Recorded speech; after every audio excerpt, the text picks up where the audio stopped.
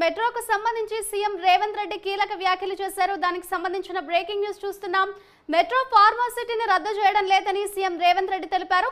శంషాబాద్ విమానాశ్రయానికి వెళ్లే మెట్రో దూరం తగ్గిస్తామని, బెల్ నుంచి విమానాశ్రయానికి 32 కిలోమీటర్లు ఉందని ఆయన తెలిపారు. ఎంజీబీఎస్ నుండి పాత బస్తీ మీదుగా విమానాశ్రయానికి మెట్రోను పొడిగిస్తామంటూ కూడా ఆయన ప్రకటించారు.